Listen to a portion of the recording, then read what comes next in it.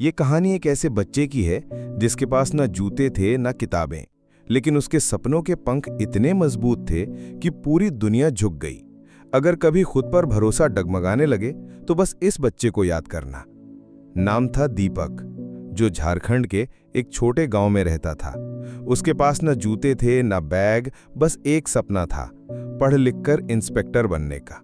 हर दिन वो 5 किलोमीटर नंगे पांव स्कूल जाता। गांव के बच्चे उसका मजाक उड़ाते, कहते, अरे जूते पहनकर नहीं आए तो पुलिस क्या बनेगा।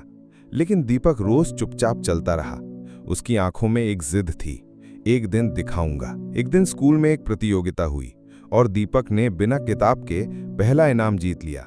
वहीं से कहानी ने मोड़ लिया। दीपक के इनाम जीतने के बाद गांव के मास्टर जी ने कहा, बेटा तेरे जैसे बच्चों को पढ़कर कुछ बनना चाहिए। लेकिन घर पर जाकर उसे पिता ने डांटा, काम करेगा या सपना देखेगा। वो रोया लेकिन हार नहीं मानी। चुपके से मंदिर के पुजारी से पुरानी किताबें मांगी और रातों को लालटेन में पढ़ता। एक दिन गांव में पुलिस की टीम आई। दीपक भागकर गया और उन्हें सलाम किया। उनमें से एक अफसर ने कहा, बेटा यही जिद रही तो तू वर्दी जरूर पहनेगा। अब दीपक 10वीं में था, लेकिन घर की हालत और खराब हो गई। खेत में काम, घर की चिंता और ऊपर से पढ़ाई। एक दिन वो बेहोश होकर गिर पड़ा। डॉक्टर ने कहा, कमजोरी और भूख से हालत बिगड़ रही है।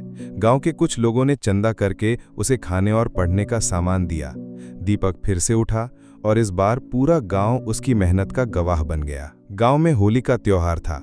सब रंगों में डूबे थे, लेकिन दीपक अपने कमरे में किताबों में डूबा था। यूपीएससी की तैयारी कर रहा था। अब वो 12वीं पास कर चुका था और शहर के एक सरकारी कॉलेज में दाखिला लिया था, लेकिन रहने और खाने के पैसे नहीं थे।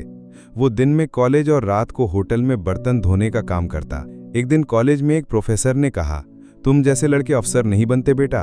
अफसर बनने के लिए पॉलिश चाहिए, पैसों की ताकत चाहिए। पूरा क्लास हंस पड़ा, लेकिन दीपक की आंखें एक बार फिर गीली हो गईं। गुस्से से नहीं, जुनून से। उस रात होटल में बर्तन धोते हुए उसने मोबाइल में एक वीडियो देखा, success doesn't need background, just backbone. वो मुस्कुराया और उसी रात उसने अपने कमरे की दीवार पर बड़ा सा लिख दिया, एक दिन वर्दी पहनकर इसी कॉलेज में लेक्चर दूंगा। अगले 2 साल उसने ना त्योहार मनाया ना शादी ब्याह में गया, सिर्फ पढ़ाई, मेहनत और दिन में एक ही बार खाना। और फिर वो दिन आया, यूपीएससी का रिजल्ट। दीपक ने कंप्यूटर पर रोल नंबर डाला और धीरे धीरे स्क्रॉल किया। स्क्रीन पर लिखा था, congratulations, you are selected for IPS. वो कुछ पल तक स्क्रीन को देखता रहा, फिर फूट फूट कर रो पड़ा।